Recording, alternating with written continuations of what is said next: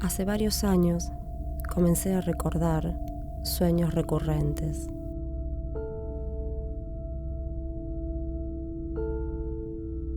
Desde que nací, viví en muchas casas durante mi infancia. Con mi madre siempre nos mudábamos. Yo soñaba con todas esas casas en las que había vivido.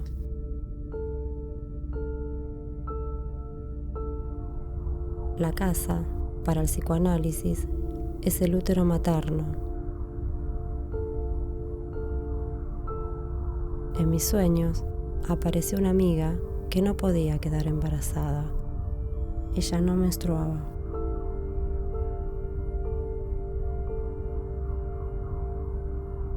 Mis dudas no eran simbólicas, eran reales.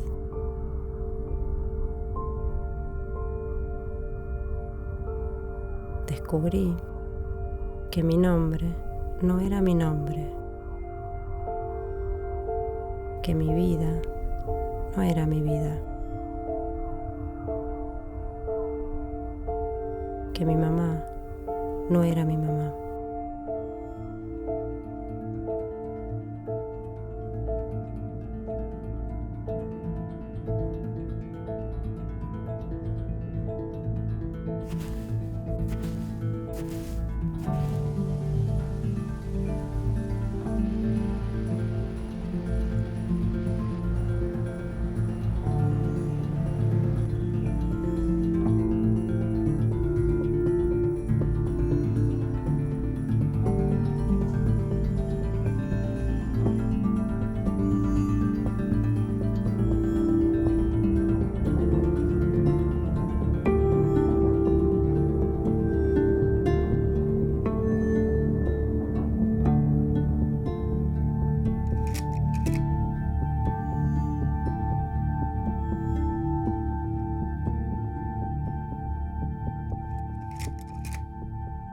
Los pobres han sido históricamente los proveedores de niños a la gente más rica.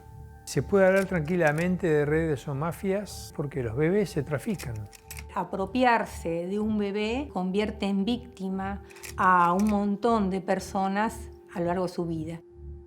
Para que haya países proveedores, tiene que haber vientres proveedores.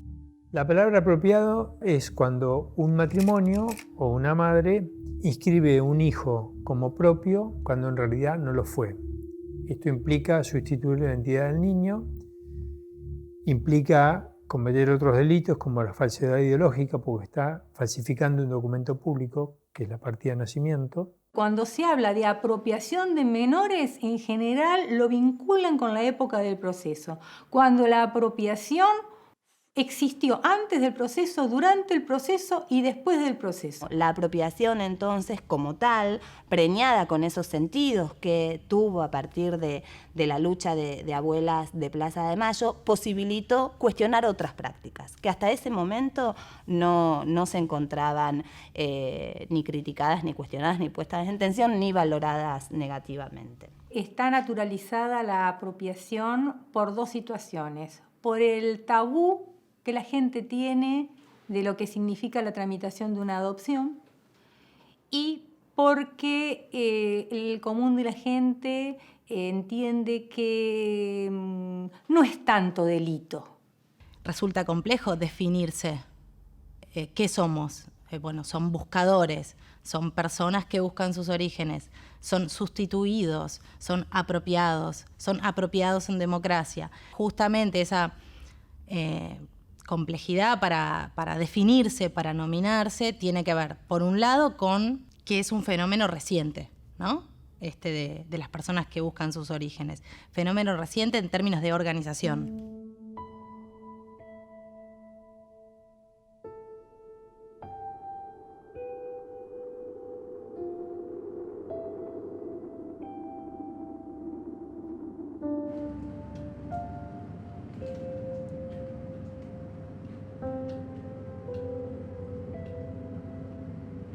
Es ist eine unglaubliche Geschichte. Die Norma Kenzig hat in den 70er Jahren in Argentinien Zwillingsbuben auf die Welt gebracht.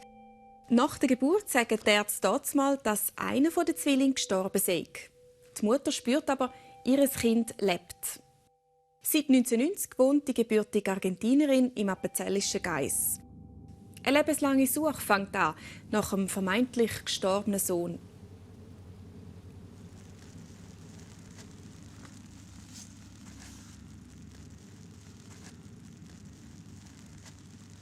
Cuando me casé, fuimos a vivir a San Miguel.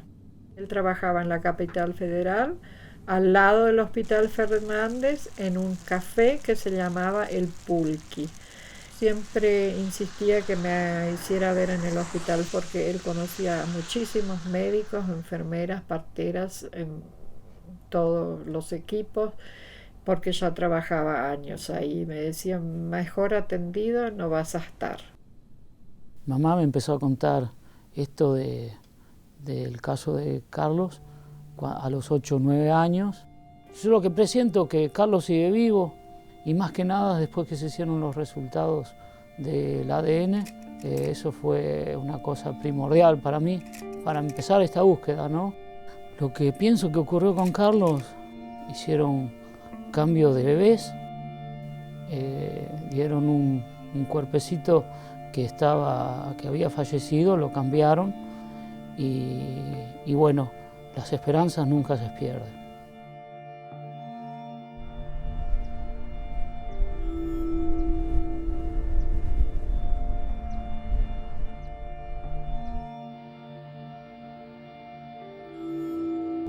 Después de mandar los análisis a América, Texas, después de 37 años, lo pude gritar al mundo entero que los restos que a mí me fueron dados en su momento no eran de mi hijo.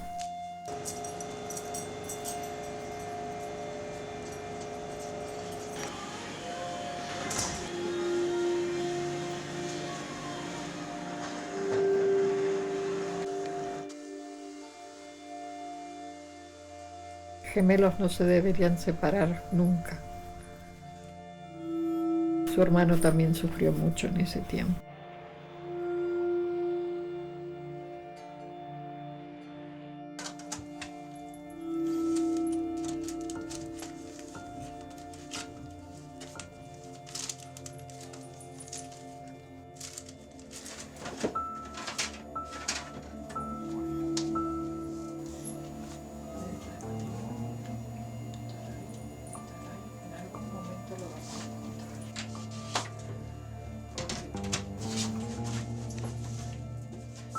El dolor es siempre el mismo. Y la búsqueda es tan intensa y es una cosa que uno no termina de entender. El nombre. Bueno, esta es la libreta de familia. Ahí ya lo tengo. Está anotado Oscar, está anotado Pablo, Matías, falta Miguel. Esto es la partida de difusión, la pongo acá.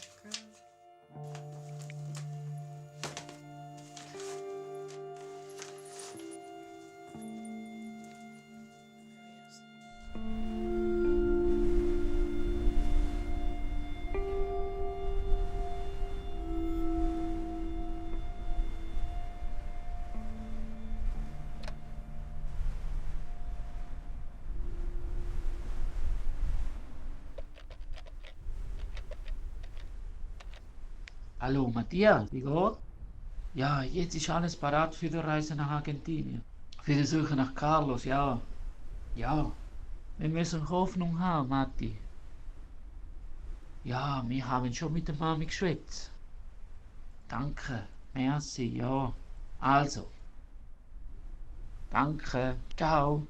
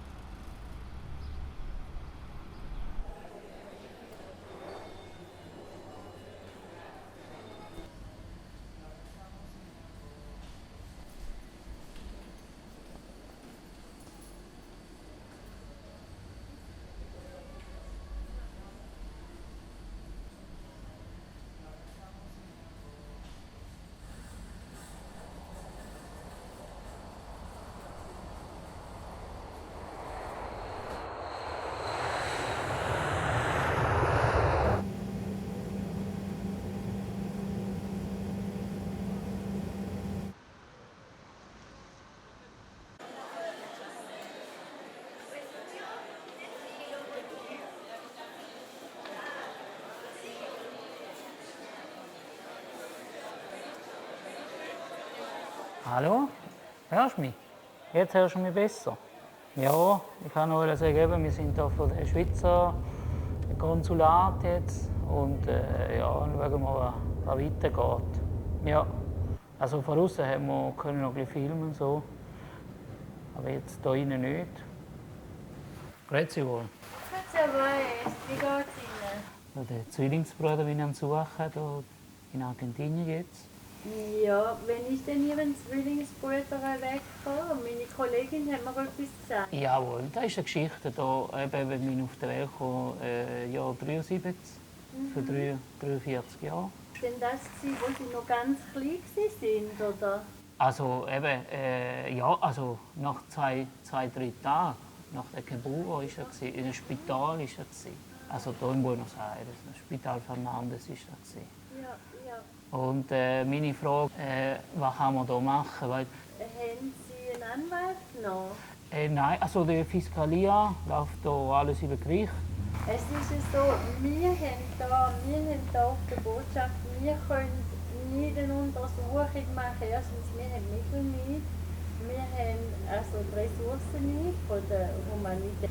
Wenn Ihnen jetzt da etwas passiert oder wenn auch immer etwas ist, wenn Sie jetzt Doppelbürger sind oder wenn Sie nur Schweizer sind, was auch immer passiert, es sind die argentinischen Behörden zuständig.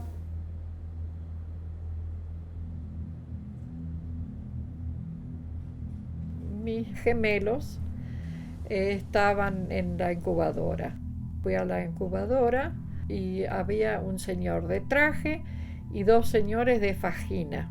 Y entonces dijeron, ¿y usted quién es? Y yo dije, yo soy la madre de los mellizos.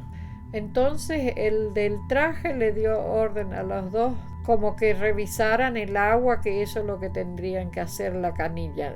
Y yo me quedé mucho rato esperando hasta que salieran, porque total estaba con mis hijos. Y ellos, la cuestión que después insistieron que yo me vaya a dormir. Cuando me voy a la pieza, no escucho nada, que algo raro pasaba. Fui allá, la puerta estaba entreabierta, me metí para adentro, me cayó una toalla encima mío, no sé si me caí, no sé si me levantaron, no sé más nada. A las 6 o 7 de la mañana pegué un salto, me asusté. Lo primero que hice fui corriendo a la sala de los mellizos. Y cuando llegué allá había solo uno. Me agarró una desesperación, yo me volví loca. Vino una enfermera y me dice, pero señora, ¿qué está usted sorprendida? A nosotros nos dijeron que su hijo falleció anoche y que usted estaba junto. Y yo me quise morir. Dije, no, eso no es cierto. ¿Dónde está mi hijo? ¿Dónde está mi hijo? Y gritaba y nadie me podía hacer callar. Entonces me dijeron, bueno, si su hijo está muerto. Y le digo, bueno, entonces lo quiero ver. Insistí de irme a la morgue, no me dejaron ir, me dijeron que no, que la morgue yo no tenía acceso. Y desde ahí empezó mi odisea. Desde ahí lo busco a mi hijo.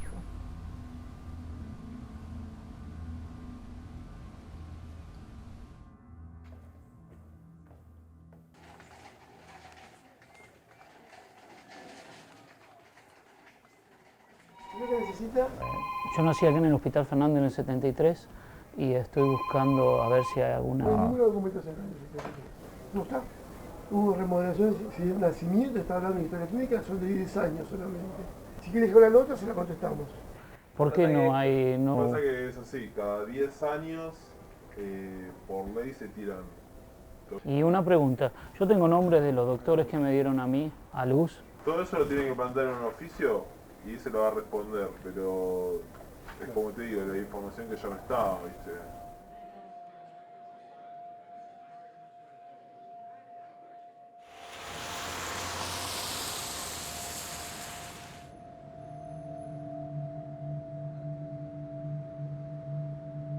Fue enterrado en San Miguel. El sepulturero lo llevó y mi esposo quedaba esperando. Él hubiera sido la única persona que tenía posibilidad de verlo. No lo vio porque no se lo dejaron o él no lo quiso ver. Lo pregunté 1000 veces, pero él nunca me contestó. Pasaron los años, entonces estaba como empujada por una fuerza que me decía que tuviera que sacar esos restos para más adelante hacer un ADN.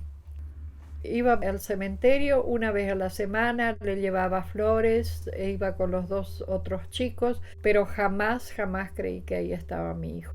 Entonces insistí con el cuidador de la parcela de esa parte del cementerio de San Miguel y que me dijera si yo podía levantar antes el cadáver. Me dijo que sí, pero que costaba $10.000. Yo me quise morir. En ese momento $10.000 no lo tenía nadie.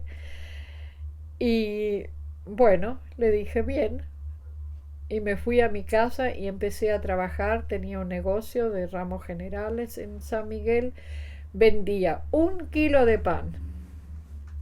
10 centavos de lo que sobraba eran 5 para al día siguiente volver a comprar el kilo de pan, y los otros 5 iban a una alcancía donde yo iba a seguir buscando a mi hijo.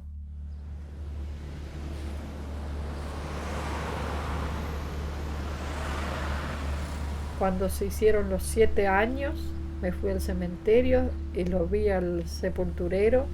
$10.000 le entregué. Él agarró los $10.000, se fue con ese dinero y dijo: quédese acá, cállese la boca, usted no sabe nada y me espera acá. Lo desenterramos, lo pusimos en un nicho. Pasaron muchos años, fui a la Argentina a buscar esos sobrerestos, pero los traje de contrabando. Pero a mí no me importaban, eran míos, eran de mi hijo, supuestamente, así que yo me los traje.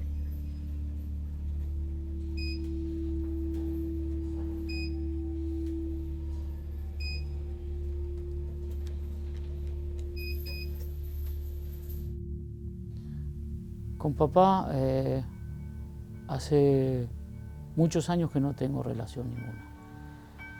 Necesito reencontrarme para mirar a los ojos, para hablar con él cara a cara. ¿Qué piensa él de esta situación? Que no he puesto un granito de arena para buscar a Carlos. Yo pienso que mi papá, a él como que lo usaron de marioneta. Como él conocía a mucha gente del hospital, la gente se aprovechó de ser así, él una persona un poco noble, con buena voluntad.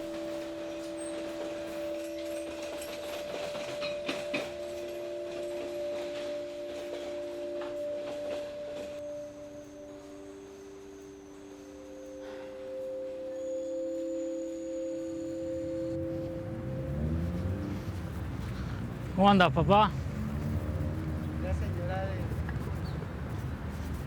¿Bien? Acá. ¿Cómo te va?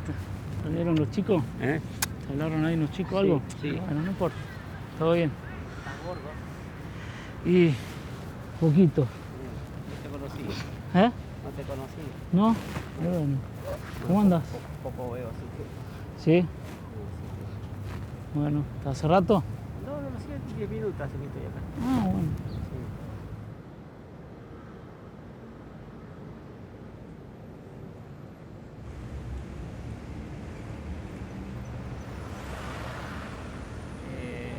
¿Vos lo viste al cuerpecito ese?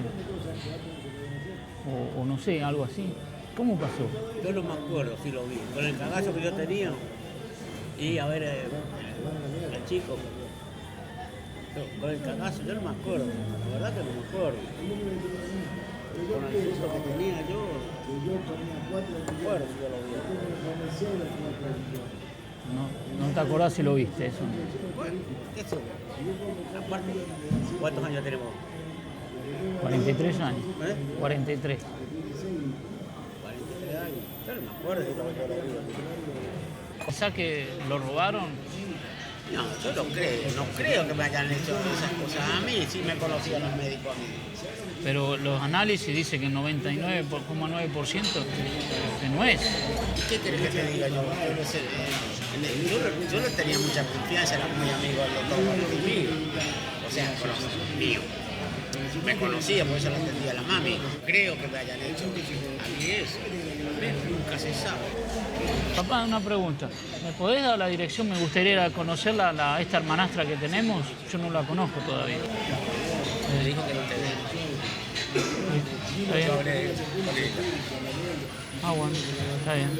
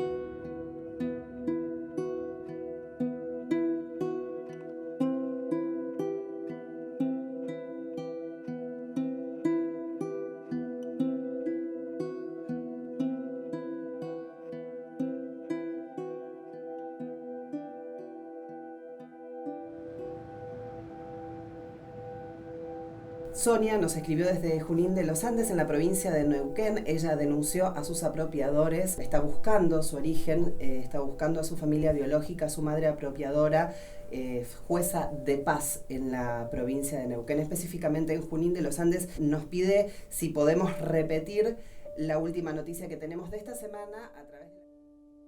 Cuando yo tenía unos 6 años, le pregunté a Clara, la persona que me crió, yo me llamo así por ella, si mis piernas eran parecidas a las de Lidia. Clara me dijo, no, las tuyas son más lindas que las de Lidia. Estaba convencida que cuando buscaba algún parecido con alguien de la familia, o a quién se parecen estos ojos, esta nariz, esta boca, tenía que ver con quién podía haber sido mi padre biológico, al que nunca conocí. Y como siempre entendí que esa persona no había querido tener hijos y no había querido saber nada de mí, no tenía ni siquiera rencor. Yo crecí convencida que mi mamá había muerto cuando yo tenía 1 año, pero mi recuerdo inmediato es que siempre le dije mamá a quien era la madre de ella, o sea, quien vendría a ser mi abuela. Nunca hice mayores preguntas porque era una historia que me cerró desde chica y porque me la dijeron muy concretamente, tu mamá era madre soltera. A mí esa historia me cerró, como a cualquier niño muy chiquito le cuentan algo los adultos y uno le cree, ¿no?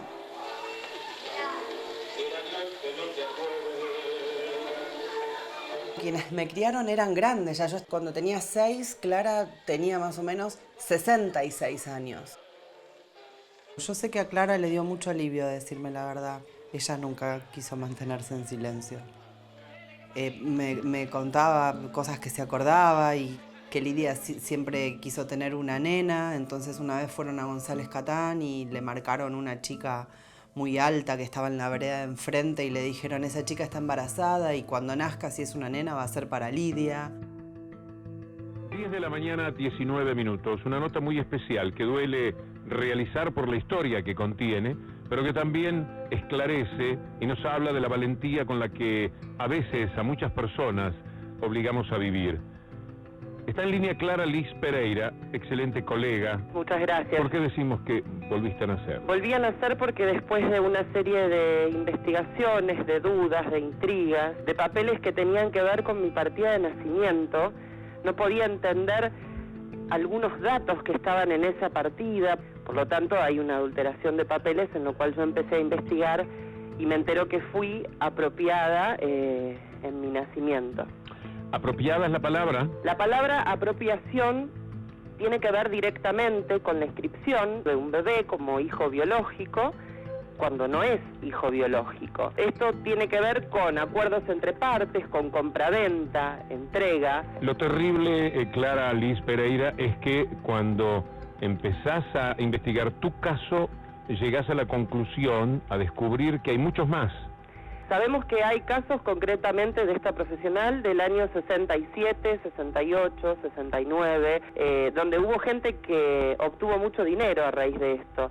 Y bueno, desde Abuelas a mí me recomendaron acercarme a un equipo de trabajo de búsqueda de origen a cargo de Alejandro Inchaurregui. Alejandro fue la primera persona que me explicó algo que yo todavía no tenía claro, porque a mí me había dicho la prima de Lidia que yo era adoptada.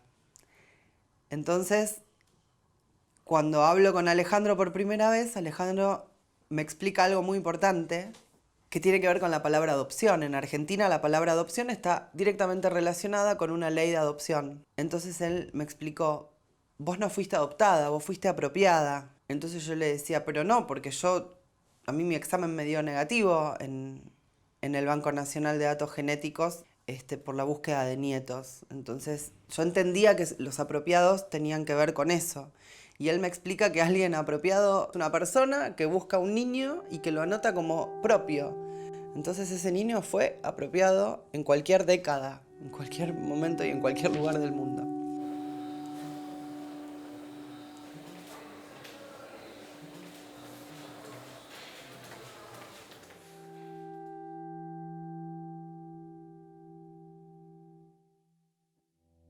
Empecé a buscar la posibilidad de alguien que me pudiera dar una información certera.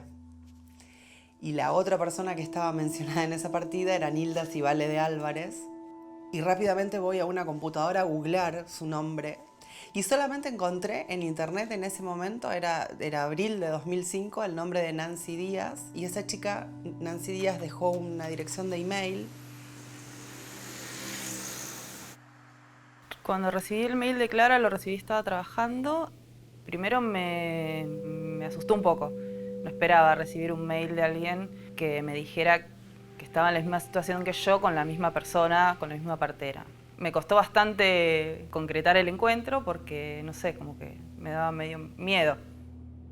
Decía, tengo que ir a un lugar público porque no la conozco, no sé si me puede pasar algo, si es alguien que me pueda hacer daño, si es verdad lo que escribió esta chica. Cuando Clara me propuso encontrarnos, lo primero que pensé fue, no estoy sola, hay otras personas. Y nos encontramos en el patio de comidas de un shopping. Y nos miramos, levantamos, nos mostramos las partidas de nacimiento y eran idénticas. Nos coincidían todos los datos, desde la funcionaria que firmó en el registro civil, la partera, todo. Pero nunca imaginé que fuera de la dimensión que es. Incluso hay gente de muchos años antes y de muchos años después. Fue raro porque no nos conocíamos, no sabíamos nada de la otra, pero sin embargo teníamos una conexión. Las dos habíamos sido entregadas por la misma persona. Y a los meses ella me cuenta que había recibido un mail de Patricia Uriondo. Cuando empecé a conocer a las chicas, empezaron a aparecer más casos. Me sorprendió, pensé que una persona no podía tratarnos a nosotros, a seres humanos, como un negocio. Que éramos una mercancía, una cosa, que no le importaba nada, solamente le importaba vendernos. Cuando yo me entero de mi apropiación y en la partida de nacimiento figura la obstétrica, entonces empiezo a buscar en aquel momento por las guías de teléfono. Una amiga se contacta con ella y le da a entender como que yo estaba embarazada y me quería hacer un aborto. Nos citó en González Catán, me mira y ve que no tengo panza. Y me dice, bueno, ¿por qué venís? Le empiezo a mostrar fotos. Cuando ve a mi papá era su oficial mayor de la Policía Federal retirado, se tira para atrás y dice, no me vengas a hacer quilombo ahora, que yo no tengo nada que ver. Los reconoció, yo llevé fotos de más o menos la época en que yo había nacido. Empezaron a pasar personas con cara de no muy buenos amigos por detrás de ella. Entonces mi amiga me dice, vamos. Una vez que la causa ingresó en ese juzgado, tuvo varios idas y venidas, pasó por la Corte Suprema de la Nación, hasta que finalmente hubo un fallo donde se indica que a partir de ese momento comienza la etapa de instrucción, la causa civil de la búsqueda de origen queda encajonada, la causa penal prospera, pero en el comienzo de la causa penal, en la etapa de instrucción, hubo un momento donde casi la dan por finalizada porque no podían encontrar a esta profesional de la medicina, y Patricia Uriondo lleva a su hijo, en cosa casi milagrosa, a una salita médica cerca de donde ella vive y la atiende una pediatra. Entonces le digo, mira, estoy tratando de ubicar a Nilda Civale de Álvarez. Y agarra y me dice, sí, aguardame un segundito, yo soy la mejor amiga de la hija, que también es obstetra.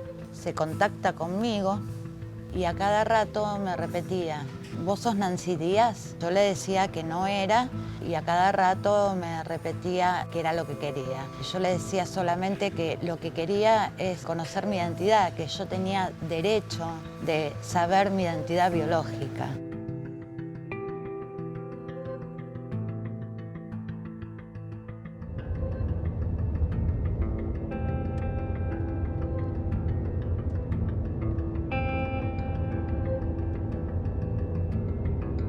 Pensar en los lugares a donde yo tengo, el único dato que tengo en lo que tiene que ver con mi historia es una dirección de la zona de González Catán, que es José María Moreno 371. Nilda Civale llevaba a las mujeres a parir en esa dirección y unos pocos metros el registro civil donde me anotaron. A 2 cuadras está el hospital Dr. Equiza, el hospital de González Catán. Frente a la casa donde me entregaron hay unas vías de tren y frente a esas vías se encuentra la Clínica San Mauricio, que es una clínica que está dirigida por un médico que trabajaba en conjunto con Civale. Quiero decir con esto que encuentro en un ámbito menor a 10 cuadras 8 lugares diferentes que sin duda pudieron haber tenido grandísima intervención en el robo de bebés y en el tráfico de niños a lo largo de aquellos años.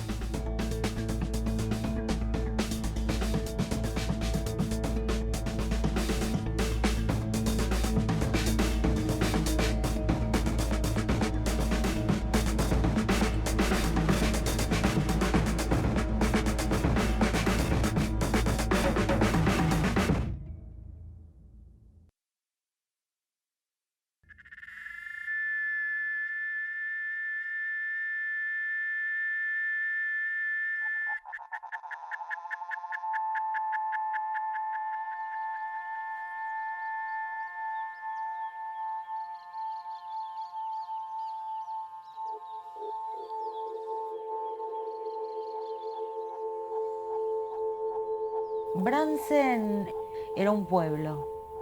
Nosotros vivíamos sobre la calle Saavedra, entre Paso y Ferrari. Y ahí funcionaba la clínica Santa Rita, que era la que tenía el doctor Sotelo y la señora, y bueno, era una clínica. Él es ginecólogo, se dedicaban a los partos. La familia era, bueno, Osvaldo Antonio Sotelo, Nora Yolanda Ruiz, un hermano, Julio Osvaldo Sotelo. Nora Viviana Sotelo, que es una hija biológica. Después estaba yo, Silvina.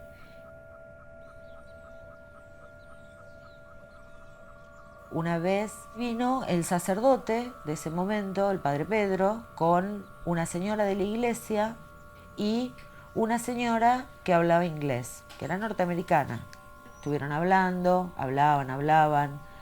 El sacerdote hacía de traductor.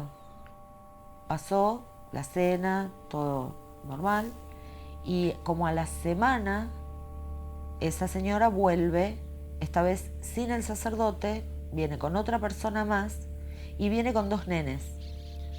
Y estaban en el comedor diario, charlando, tomando café, y estaban esperando, hasta que llegó Osvaldo con otra persona y trajeron un bebé, que era el bebé que se llevaba la señora. Yo lo vi como algo natural en ese momento, porque era lo más normal. No era algo que estaba oculto, sino que por lo visto lo sabía todo el mundo. Hoy lo pienso, ¿cómo llega una persona norteamericana a un pueblo a buscar un bebé? O sea, ¿cómo llega? Pasaban cosas que eran raras respecto de la actividad que tenían ellos en la clínica y como médicos y como profesionales del pueblo. Después me doy cuenta de lo que significaba todo ese tipo de cosas. Pero, por ejemplo, llegaba a la casa de la escuela y había un bebé en un Moisés en la cocina. Le decía, ay mamá, vamos a tener un bebé. Y ella me decía, no, va a estar acá unos días hasta que la mamá lo venga a buscar. Y el bebé estaba 1 o 2 días hasta que venía la mamá y lo buscaba. Me parecía lo más normal del mundo. O sea, la mamá venía a buscar al bebé. O sea, eso era lo que ellos hacían. ¿Se entiende? El primer recuerdo de la infancia que tengo es una discusión. Estaban con la puerta cerrada, yo estaba en el cuarto de al lado y gritaban.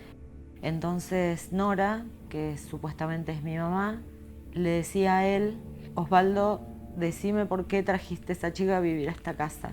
Y ella le dijo, a los gritos también, que no la quiero en mi casa, llévatela, no la quiero más acá, llévatela. Y él le decía que no lo podía hacer, que eso ya no se puede hacer, que ya te lo dije, que eso no se puede hacer. Y bueno, dio un portazo, se fue, dio otro portazo, se fue, quedó todo así en silencio. Yo escuchaba de mi cuarto que Nora estaba en el cuarto llorando. Y entonces me acerqué a la puerta y le dije, mami, ¿estás bien? Le pregunté.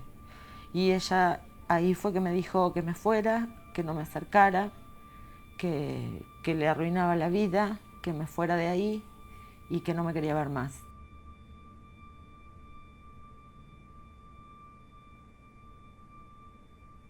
Hasta donde pude averiguar, me llevan a la casa cuando yo tenía más o menos 5 o 6 meses. Recuerdo de haber estado, por ejemplo, con mi abuela Rosa sentada en la cocina y de preguntarle si ella me había visto cuando yo había nacido. Y se lo preguntaba en secreto.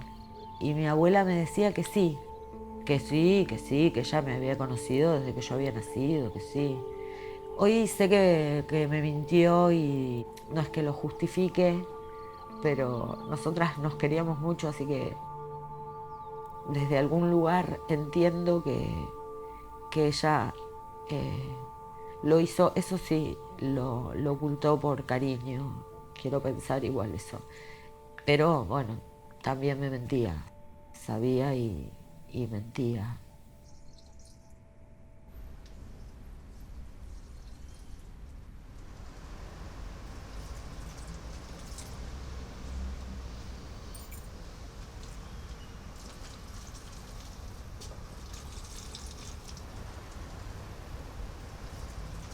Durante muchos años se reemplazó una historia de origen verdadera por una mentira.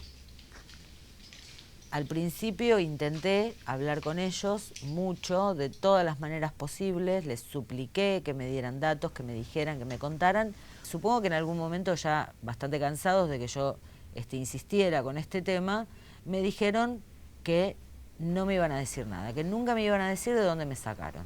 Fue lo que hizo que yo reaccionara y que decidiera puntualmente recurrir a la ayuda de un profesional, en este caso un abogado.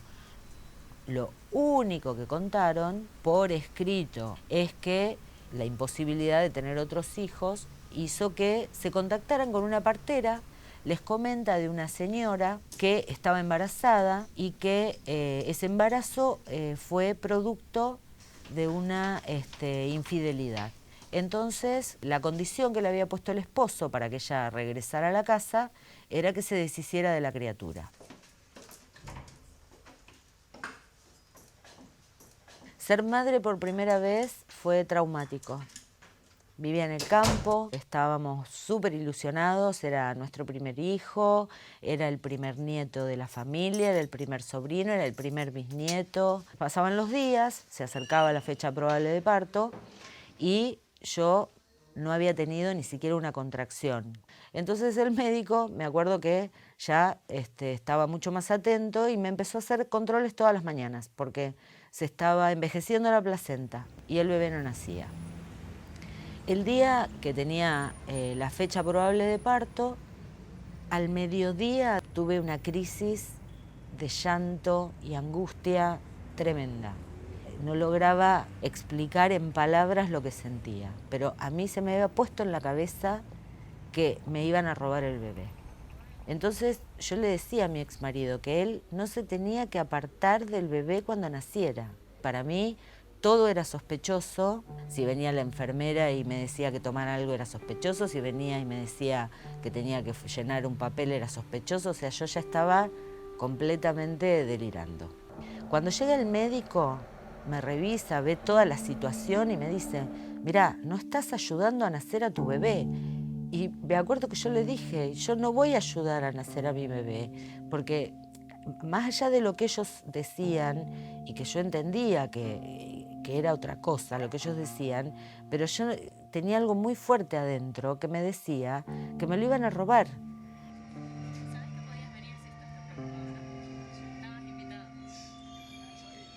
Muchos años después entendí que yo, en el momento de dar a luz a mi primer hijo, reviví mi propio nacimiento.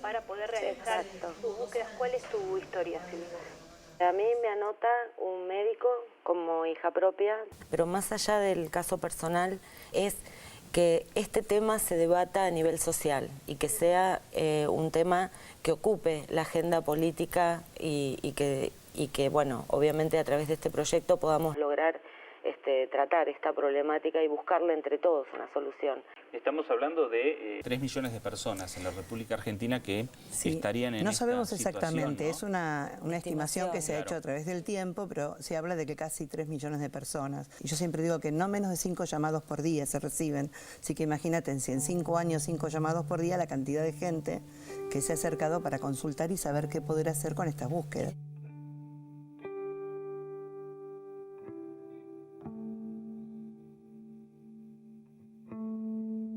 De manera abrupta, de pronto te enterás con que toda esa estructura simbólica que tenías es mentira.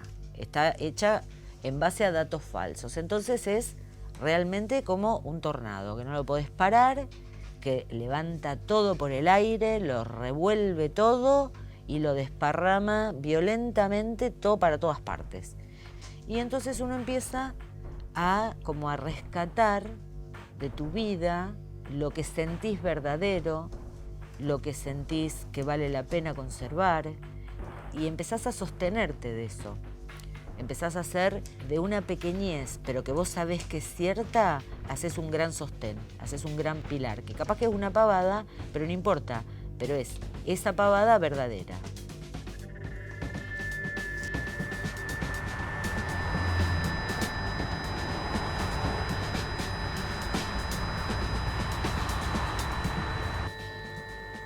Respecto de toda mi historia personal, había como una cuestión de que todo se daba en el barrio.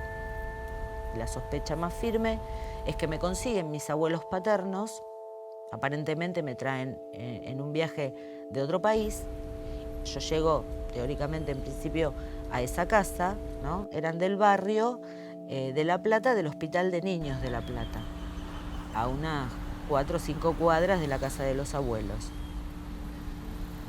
Yo ni bien me entero que no era hija de los padres que me criaron. Al estar violado el derecho a la identidad, era lo que había demostrado al hacerme un ADN con estos padres de crianza y comprobar que no eran mis padres biológicos, entonces me presento a la justicia planteando la falsificación de la identidad en la inscripción del nacimiento. A raíz del fallo judicial, o sea, yo ya no tengo un vínculo de filiación con esos padres de quienes llevaba el apellido.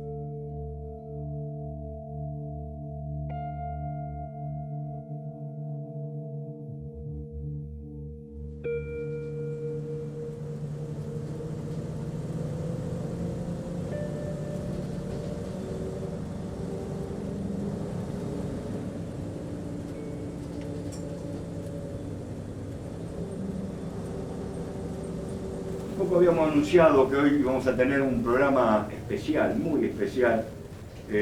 Ya hace mucho tiempo atrás veíamos una nota de Patricia Alejandra Mayuro y está buscando su identidad. Muchas gracias por dejarme presentar y contar mi historia, que de alguna manera, bueno, representa los muchos que estamos en esta situación buscando nuestra identidad. Contanos tu historia, Patricia, y por qué acá a La Falda, por qué en esta zona venís a buscar esto, tus raíces, tu identidad. Bueno, hace 3 años descubro que yo no era hija de mis papás. Bueno, empiezo a hacer averiguaciones en la familia. Esto parecería que era un secreto donde todos los que estaban involucrados habían fallecido. Después, bueno, logré dar con una amiga de mi mamá, que hoy falleció hace un mes, que era la que, digamos, me llevó al dato que me había ido a buscar al conventillo de Huerta Grande junto con mi mamá. Lo único que tengo certero es que mi mamá era de Chaco, que vivía ahí en el conventillo Doña Paca, que era menor de edad y que, bueno, estaba en una situación de extrema pobreza. Cuando llego acá en estos viajes, la gente, bueno, me empecé a contactar, empecé a contar mi historia y mi búsqueda. Y bueno, ahí empezamos a descubrir, ¿no? Y a reconstruir un poco lo que era Huerta en aquellos años, donde me encontré con prostíbulos, me encontré con trata y me encontré con venta de bebés. Venta de bebés. Yo tengo un caso parecido, yo tengo una hija adoptada, que cumplió 22 años el domingo, desde los 6 meses. Y fue un caso así, o sea, declaradamente, una madre decía, 7º hijo, no puedo tener más chicos, lo regalaba, y fue así tal cual, ¿no? En aquella época se podía hacer la cuestión con escribano, la transferencia de un bebé como si fuera un título de propiedad, se podía hacer, después se dejó de hacer, pero yo tuve ingreso en la justicia y acceso a que hoy mi hija tenga mi nombre y apellido mediante este sistema. Lo primero que hago cuando me entero es ir al Estado. Estoy llena de preguntas, ¿no? Se supone que el Estado es el que de alguna manera tiene o tendría y tendrá, ¿no? Que hacerse cargo de esto, porque mis papás me anotan como hija biológica de ellos, con 2 testigos en el registro civil de Cosquín, donde yo logré comunicarme con la jueza, y en aquel momento ella me dijo que mi papá, como era parto en domicilio, tendría que haber llevado, de alguna manera, algún certificado de algún médico. Entonces yo le pregunté dónde está la constancia de ese certificado de nacimiento del médico. Me dijo, no, seguramente yo lo vi y se lo devolví a tu papá. Le digo, pero jueza, le digo. Muy livianito, ¿no? ¿Vos dudás que haya sido así, que por ahí hubo una contraprestación, o sea, que te compraron?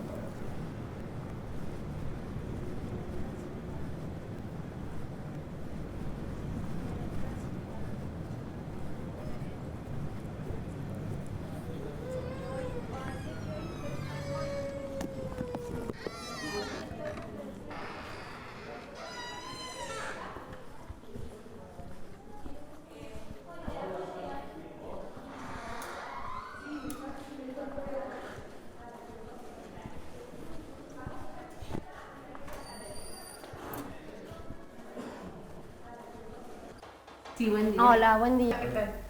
¿La señora Susana? Sí. Ah, ¿qué tal? ¿Cómo te va? Bien. Yo hablé con vos varias veces, Patricia Mayuro. ¿Te acordás por los registros de partos del año 67? Para ver qué posibilidades hay. Ah, no, y después nos volvimos a hablar, a ver. Sí, varias veces hablamos. Sí, está bien. ¿Era de Buenos Aires? ¿Vos eres de Buenos Aires? Y habías venido. Vine muchas veces. Bueno, Este es mi séptimo viaje. Claro, porque te cuento. Decime. Inclusive lo vimos juntos. Vos estuviste buscando con la persona de estadística registros del año 67 que no hemos encontrado nada. Sí, no está bien. Claro, porque hay un archivo acá. Lo que pasa es que nosotros hace 4 años que estamos acá. Las gestiones anteriores, no sé qué hicieron con el archivo, lo pusieron porque también sufrimos el hospital tuvo una inundación, se perdió archivo, ¿viste? Yo creo que te había mandado al registro civil, porque del año 67 ahora ya nosotros no tenemos nada. Por eso, que ellos guardaban creo que los últimos 15, 20 años. Sí, perdón. El doctor Vecino fue ¿qué tal? Vienen buscando registros del año 67 que yo había hablado en una oportunidad con vos que no se, viste que no están los archivos y nosotros tampoco estábamos. Sí, de ese año hay muchas cosas que se perdieron porque ese archivo estaba en un lugar que hace unos años atrás inundó. Cuando nosotros vinimos hace 4 años al hospital nos encontramos con ese archivo y un montón de historias clínicas y archivos ilegibles.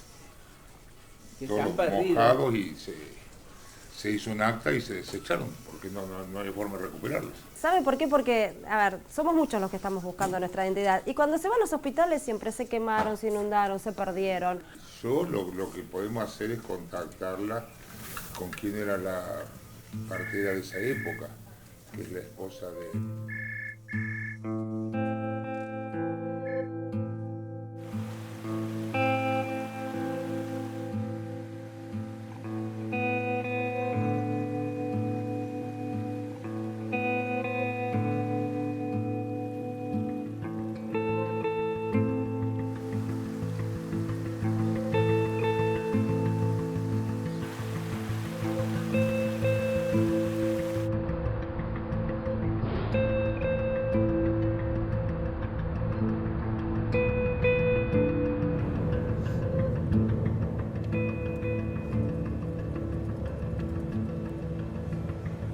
Hola.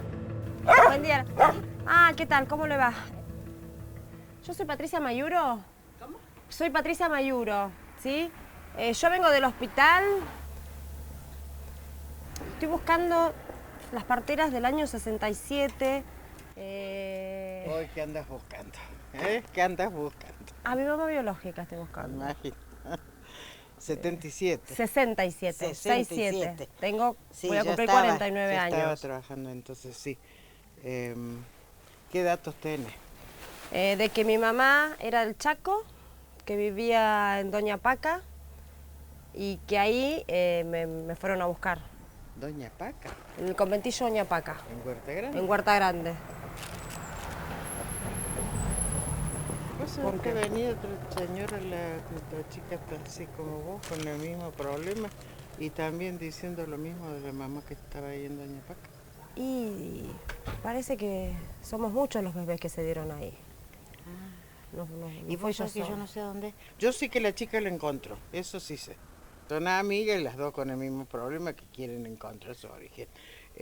Y sé que la otra no consiguió, pero esta sí. Ahora, dicen en Doña Paca. Y mi pregunta es los registros de partos, porque mi mamá biológica me tuvo ahí en la falda. El registro de parto te digo que no, porque cuando en el hospital atendíamos las parteras. Con el correr del tiempo han desaparecido las parteras. Ya no hay más parteras. ¿Y usted quién más estaba? ¿Usted quién más? Bueno, no sé, en 67 debe haber estado Vilma, seguramente Vilma que ha muerto, y Comá, y yo. Una chica de La Pampa, una chica, él tuvo una bebé y las chicas se la llevaron para que le pusiera el pecho. No la quiso poner. Al final, cuando al otro día me vuelven a decir, yo la reté de nuevo. Dice, bueno, si te parece que es tan importante, le dice, se lo doy a usted y listo. Me quedé porque yo no he tenido hijos. Me vine acá a casa llorando todo el viaje. y a decirle a mi marido. Y me dice, bueno, mira, si a vos te parece, tráelo. Cuando fui a decirle que sí, que yo la quería la nena, le habían dado ya otra. Pero no importa eso, porque yo tengo una también adquirida esa parte. Pero a esa le esperé 4 meses, porque a los 5 meses la mujer dijo que no quería. Así que apenas nació la traje y me salió una belleza de hija. No, pero quédate tranquila. ¿No te criaron bien a vos? Sí, pero... Quédate tranquila. Es no otra sé cosa. cuál será tanta preocupación que tenés. No, saber la verdad. Mi hija no. Vos sabés que cuando murió el padre, le empecé a ver yo que como es que a la tarde miraba la audición, esa gente que busca gente. Y yo un día le dije, hija, ¿por qué te miras ese cuadro? No, por nada, mami. Le digo, no es que estés buscando algo vos.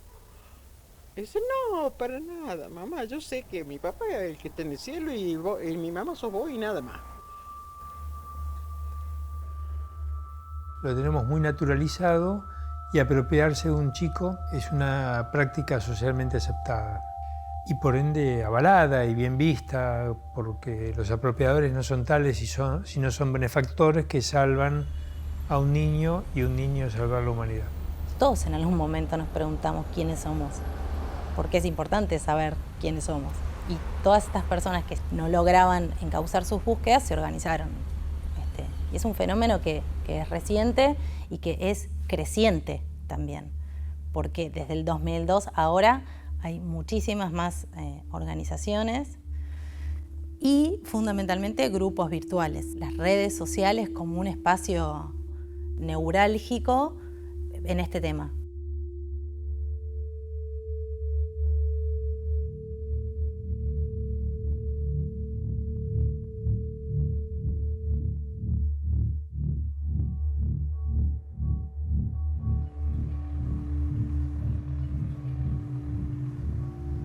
El rol de la Iglesia, particularmente de diferentes órdenes religiosas, institutos y hogares destinados a menores de la Sociedad de Beneficencia, Sociedad de Beneficencia porteña, pero que también tenemos que tener en cuenta, existieron este tipo de sociedades de damas benefactoras en las distintas ciudades de nuestro país. Por ejemplo, acá en La Plata, el arzobispo Monseñor Antonio José Plaza, que era en 1976 el arzobispo, creó en septiembre de 1976 un equipo de adopción donde el listado de matrimonios de pretensos adoptantes eran feligreses de la diócesis con un perfil ideológico determinado, digamos, ¿no? En este campo, las prácticas de estas órdenes religiosas legitimaron y justificaron muchas veces esta idea de hacer el bien, ¿no? a esos niños. Y también sucedía que tenían una casa, que yo le llamo de engorde, donde las jóvenes embarazadas en estado de gran vulnerabilidad eran hospedadas a la espera que se sucediera el parto, y una vez que se sucedía el parto, los niños eran entregados a los matrimonios pretensos de ese listado. Desde el Estado no hay ninguna estadística de cuántas personas buscan sus orígenes. Algunas organizaciones sostienen que son millones, otras dicen que son miles, y me parece que eso justamente está hablando de que este es un problema que se está construyendo, ¿no?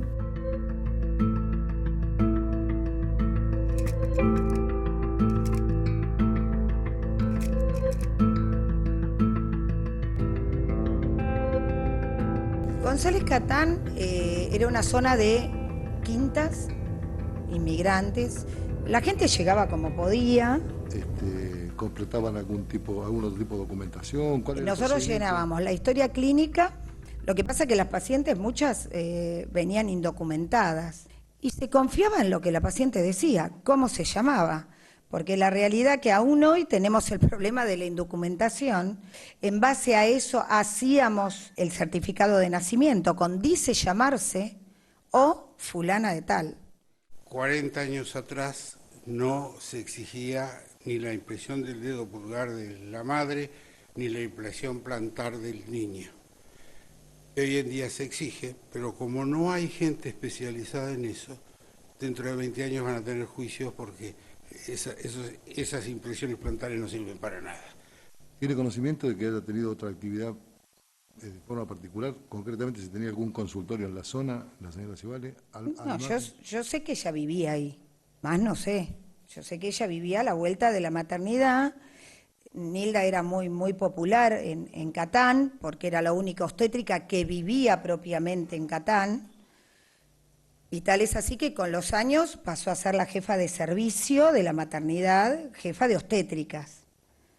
Una de las primeras jefas de obstétricas que tuvo la Municipalidad de La Matanza, la primera. Pero en esa época había dos palabras que hoy en día no están en juego. Una es la confianza, honestidad y el valor del médico.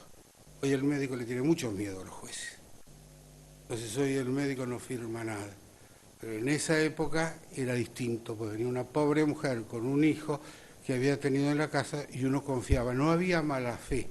Nadie hablaba de sustitución de identidad ni nada de eso. Me habían dejado un teléfono y la llamo a Norma Pereira. Solamente la llamé diciéndole, yo quiero conocerte porque a mí me dijeron esto, ¿por qué no nos vemos? Bueno, mañana voy. Y al día siguiente estuvo en mi casa, porque yo quiero ver a ver qué te dijeron y qué sabés. Y me dijo, ¿vos querés saber quién es tu mamá? Entonces se puso así y me miró y me dijo, tu mamá estaba muy enferma y quería una nena. Y bueno, ahí llegaste vos, tenés que estar agradecida. Entonces yo le dije, pero vos me estás hablando de Lidia. Yo te estoy hablando de mi mamá biológica. Yo no sé nada de tu mamá biológica.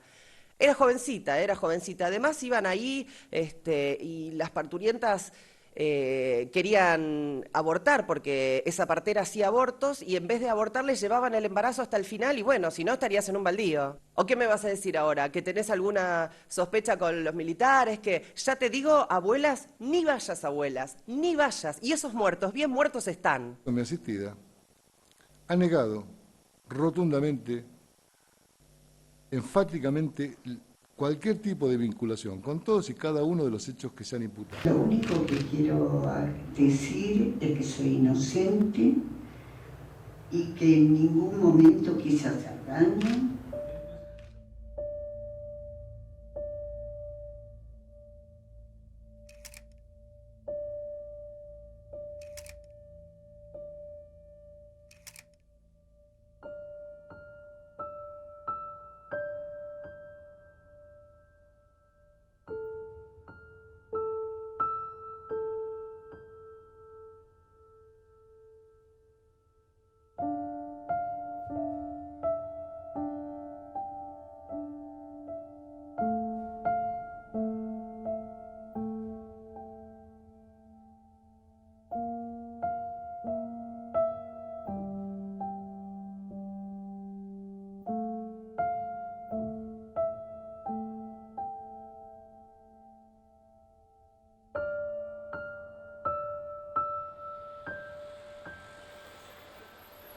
Yo me entero de mi media hermana hace 10 años, pude localizar a ella, quedé a encontrarme con mi hermana después 2 días más tarde.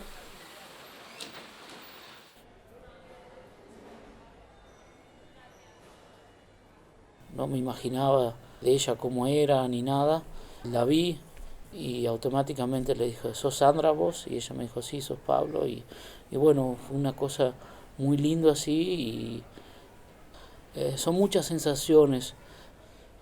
Estoy en la búsqueda de Carlos y ahora de repente encontrar a mi hermana es tapar un poquito ese vacío que me falta de mi hermano. No me puedo imaginar lo que puede ser con Carlos.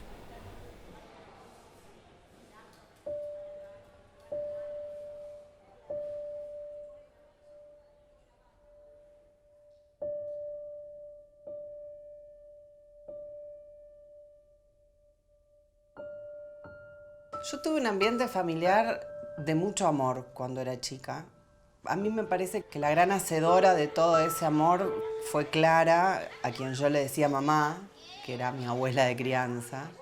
Ella me enseñó a vivir y a disfrutar cada minuto con las cosas más simples de la vida, y así yo sigo viviendo, de esa manera como me criaron. Yo volvería a vivir mi infancia otra vez, igualita.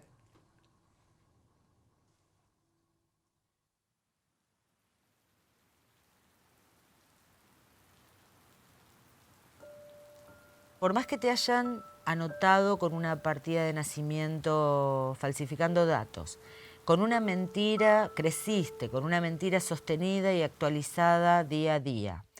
Y luego hay algo, algún indicio, algo que está latente, que está como esperando salir hasta que sale, y algo de esa verdad se empieza a revelar. Lo que cambia, en definitiva, es toda tu estructura simbólica. Porque vos ya sabés algo, ya no podés volver al no saber.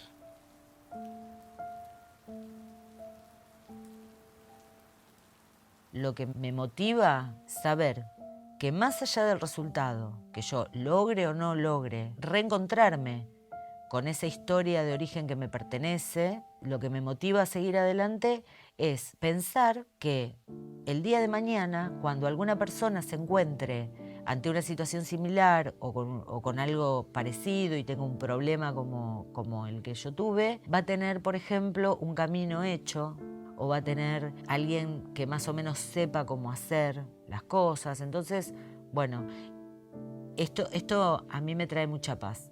Esto me trae mucha paz. Y lo que me da mucha paz también es saber que más allá del resultado, estoy intentando todo lo que está a mi alcance. Y que si no lo logro, ya no depende de mí.